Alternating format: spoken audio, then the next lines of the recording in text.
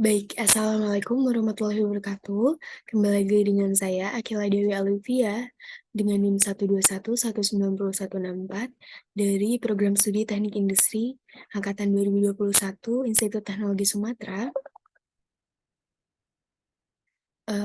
untuk membahas modul berikutnya dari Stadium General. Sebelumnya kita udah membahas nih persiapan penelitian, selanjutnya kita membahas dengan Writing for Research, jadi penulisan untuk penelitian. Tentunya, modul ini merupakan pemenuhan tugas dari mata kuliah Stadium General yang diampu oleh Bapak Andika Tias Nugraha. Oke, selamat menyimak. Baik, berikutnya, jadi ada submodul apa aja sih dari Writing for Research ini atau penulisan untuk penelitian? Yang pertama ada Fundamentals of Manuscript Preparation.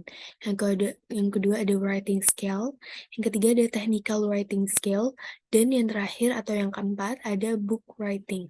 Jadi seperti sebelumnya, karena dalam satu video tersebut dalam satu submodul terdapat banyak video, jadi akan saya coba jelaskan menurut bahasa saya sendiri karena bahasa aslinya merupakan bahasa asing ya, bahasa Inggris dan Chinese, maka saya coba terjemahkan dalam bahasa Indonesia sesuai pemahaman saya.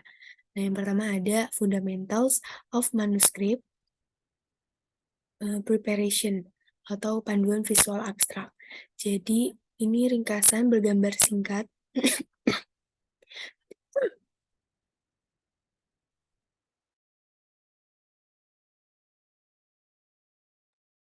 Maaf, jadi ini merupakan ringkasan bergambar singkat dari temuan utama artikel. Jadi hal ini bisa berupa kutipan, judul, baris, dari copyright, dan lain-lain. Kegunaannya apa sih? Untuk menambah keterlibatan keuntungan dua kali jika dibagikan di media sosial. Yang kedua, memfasilitasi komunitas ilmiah dan umum. Yang ketiga, membantu pembaca mengatur dan memproses data serta informasi yang lebih mudah. Itu kegunaan dari panduan visual abstrak ya. Jadi tentunya untuk menambah keuntungan jika dibagikan di media sosial agar lebih mengenal tentang penelitian yang sedang lakukan. Lalu ada komponen visual abstrak yang baik, itu terdapat apa aja sih? Jadi komponen visual abstrak yang baik itu ada judul dari artikelnya, ada ringkasan metode, lalu ada jurnal penerbit, ada penulisan dari visual abstrak, dan ringkasan tentunya. Jadi dalam suatu visual abstrak yang dibagikan itu tentunya harus menyakup informasi-informasi tersebut agar orang tuh bisa tahu nih adanya artikel tersebut, adanya penelitian tersebut gitu dari visual abstrak tersebut. Lalu ada judul naskah yang efektif. Itu yang seperti apa ya?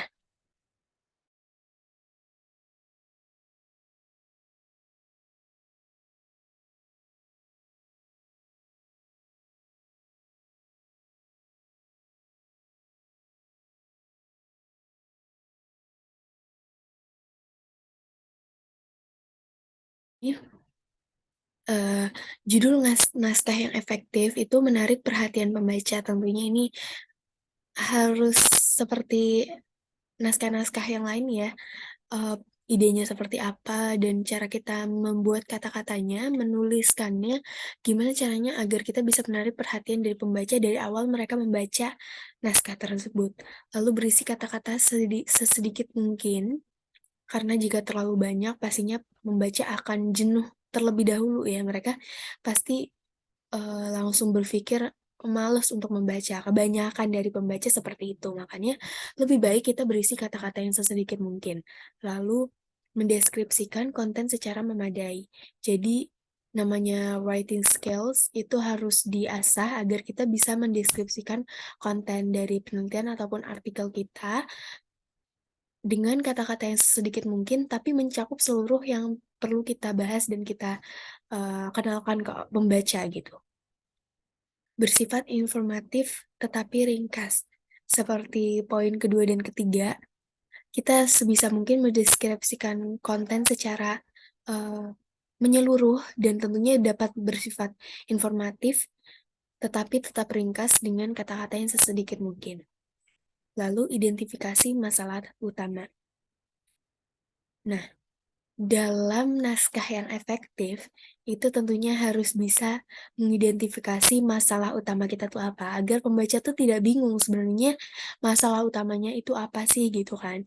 Nah, dari, kata-kata yang sesedikit mungkin dan juga, bersifat informatif dan mendeskripsikan konten yang secara memadai dan menyeluruh tersebut, tentunya kita sudah bisa menarik perhatian pembaca untuk, dari naskah yang kita buat sendiri. Lalu referensi. Jangan terlalu banyak menggunakan referensi, karena jika terlalu banyak menggunakan referensi, itu berarti naskahnya tidak pure dari kita ya. Jadi banyak hal yang mungkin dipertanyakan oleh pembaca, sebenarnya naskah ini tuh mereka buat sendiri ataupun hanya mengambil dari banyaknya referensi tersebut dan hanya sedikit yang penulis tersebut tulis gitu dalam naskah tersebut. Jadi jangan terlalu banyak menggunakan referensi. Yang kedua, selalu pastikan, telah sepenuhnya menyerap materi. Jadi dalam naskah kita tentunya kita harus paham ya apa yang kita tulis dan apa yang akan kita bagikan, informasi apa yang akan kita sharing ke orang lain, tentunya kita juga harus paham.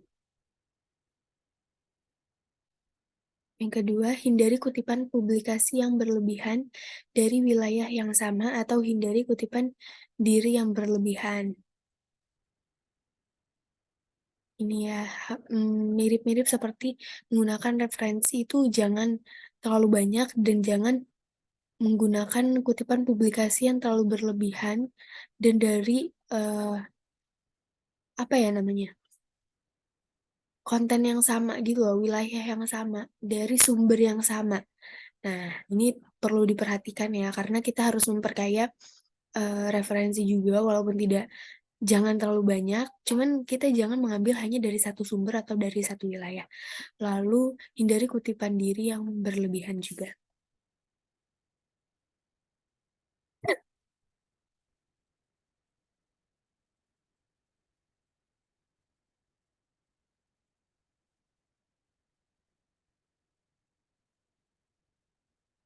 Oke, selanjutnya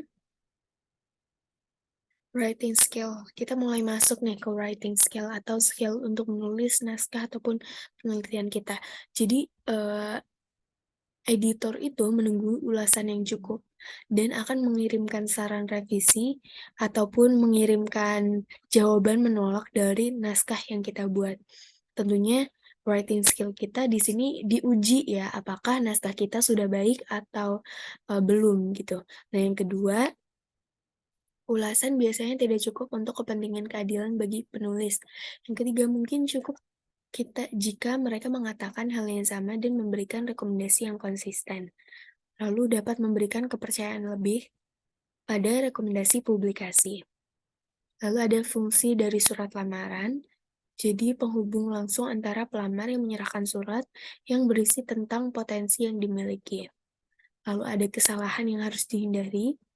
Yang pertama, jangan meringkas surat, tuliskan hal-hal apa saja yang menjadi poin mengapa kita pantas dalam posisi tersebut gitu, dalam menulis naskah tersebut, dalam menulis fungsi lamaran dalam menulis surat lamaran tersebut.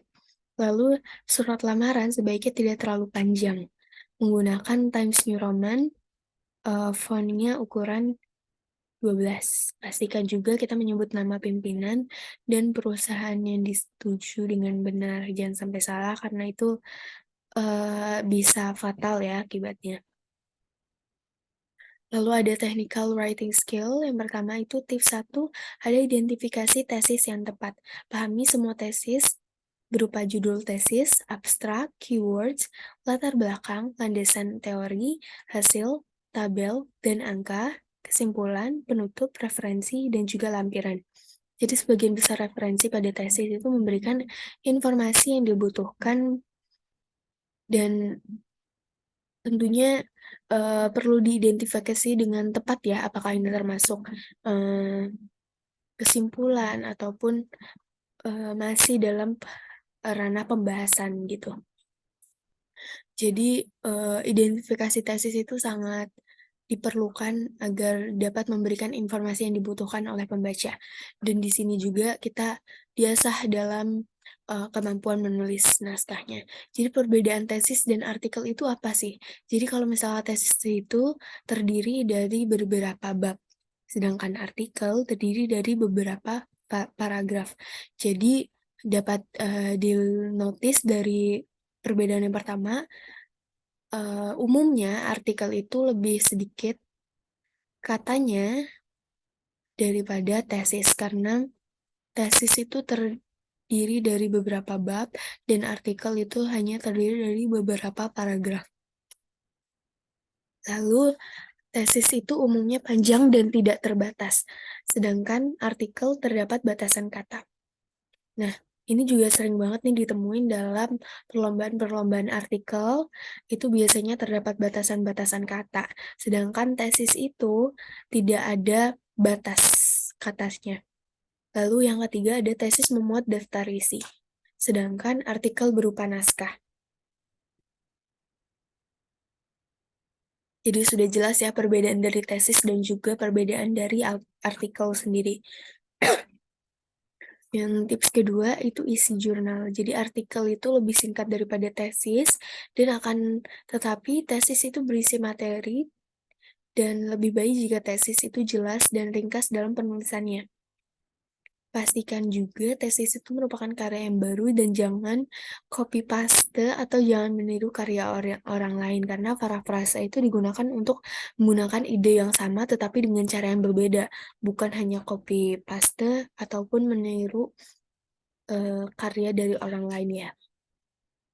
Terus highlight poin-poin penting yang ingin pembaca pahami. Ini penting juga agar, tesis kita dapat menarik ya, jadi kita harus seringkas mungkin dan bagaimana kita menyusun kalimat agar bisa agar informasi yang kita berikan itu sampai ke pembaca. Lalu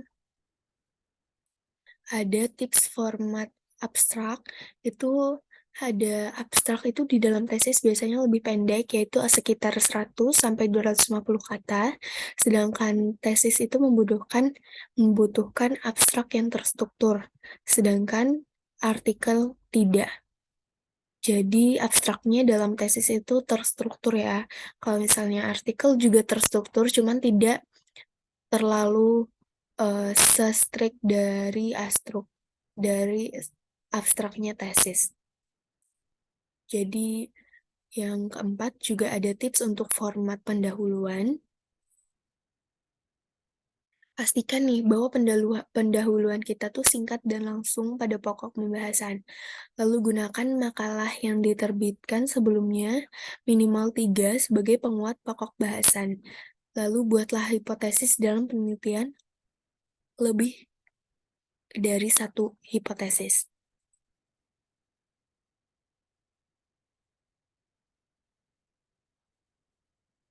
Oh ya, untuk sebelumnya itu kan gunakan, lebih dari satu hipotesis itu tentunya gunanya untuk meramalkan ya kemungkinan yang terjadi dalam penelitian tersebut. Lalu ada tips yang kelima, ada metodologi penelitian. Yang pertama, pastikan bagian metode itu terinci dan singkat. Pastikan metode itu berisi poin-poin penting yang di-highlight dan gunakan jurnal lain minimal 3. Tips yang ketujuh, ada referensi. Jadi, referensi dari tesis yang diambil itu berupa kutipan yang relevan dan terbaru. Pastikan kutipan yang ditulis itu dengan benar dan gunakanlah format referensi dari Microsoft Mendeley. Jadi banyak ya referensi-referensi yang dapat digunakan, cuman Dalam menyusun tesis, artikel, dan naskah-naskah itu umumnya menggunakan Microsoft Mendeley. Mungkin teman-teman bisa juga cari di website-website cara menggunakan Mendeley karena itu sangat berguna dalam mencari referensi yang akan digunakan dalam penelitian ataupun naskah-naskah, tesis dan artikel. Selanjutnya ada tips dari format hasil dan pembahasan. Nah, yang pertama ada mulailah dengan memberikan interpretasi hasil yang telah dibuat. Berikan penjelasan secara singkat mengenai petunjuk bagaimana penelitian benar-benar dapat dibenarkan, dan bagaimana cara mengatasi keterbatasan selama melakukan penelitian. Yang ketiga, hasil pembahasan langsung.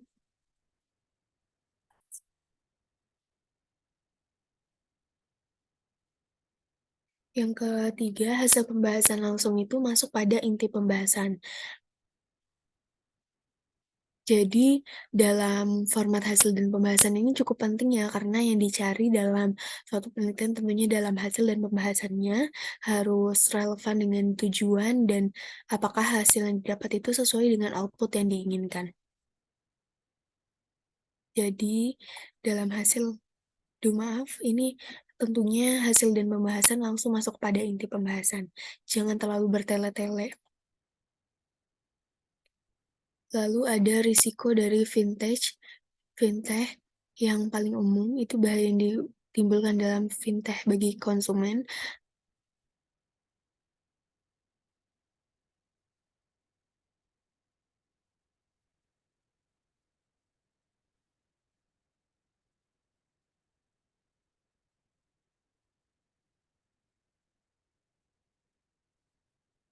yang selanjutnya ada book writing atau penulisan buku. Jadi di masa lalu kita harus bekerja keras untuk menemukan apa yang dicari ya. Di seperti kayak kita ingin mencari nih suatu pengetahuan, ilmu, atau ingin membaca untuk referensi, kita perlu mencari ke toko buku, perpustakaan, konferensi, dari mulut ke mulut. Tidak seperti zaman sekarang yang semakin mudah. Karena hari ini teknologi memungkinkan pencarian lebih cepat dan lebih mudah dari transformasi informasi, dari digital word of mouth, terus ada sosial atau, media yang baru, ada search, ada mentions, ada metadata, tentunya memudahkan kita dalam mencari hal-hal yang kita perlukan gitu, tentunya dalam penulisan naskah, dalam, penelitian, dan dalam, berbagai hal lainnya. Lalu di masa depan kita akan menemukan apa yang kita butuhkan sebelum kita tahu bahwa kita membutuhkannya. Yang pertama itu ada konten dalam format yang bahkan tidak dapat kita bayangkan hari ini akan menemui kita di mana kita berada bahkan sebelum kita tahu bahwa kita membutuhkannya. Lalu ada e-book yang tidak perlu dicetak atau di-print, lebih banyak ke bidang interdisipliner, lalu ada penemuan pada titik kebutuhan, dan ada pengiriman prediktif. Lalu cara mendorong penemuan SEO, Search Engine Optimization. Jadi ada kata kunci, abstrak, judul buku, dan juga ada judul bab.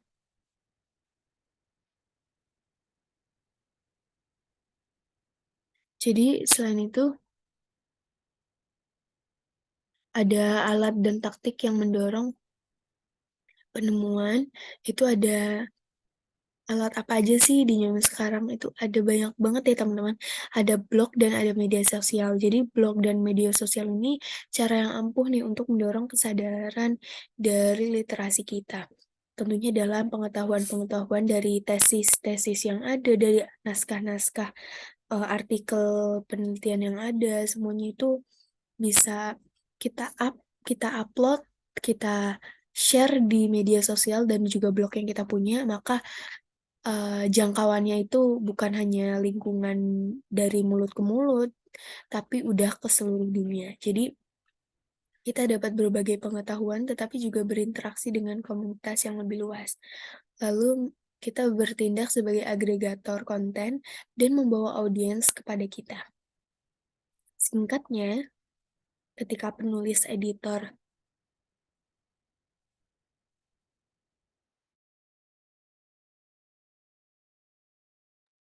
ketika penulis, editor, dan penerbit bekerja sama, pengguna pengguna akan menerima konten yang mereka butuhkan ketika mereka membutuhkannya. Jadi, kerjasama penulis, editor, dan penerbit tentunya harus baik ya, agar kita sebagai pembaca tuh dapat menemukan apa yang kita butuhkan.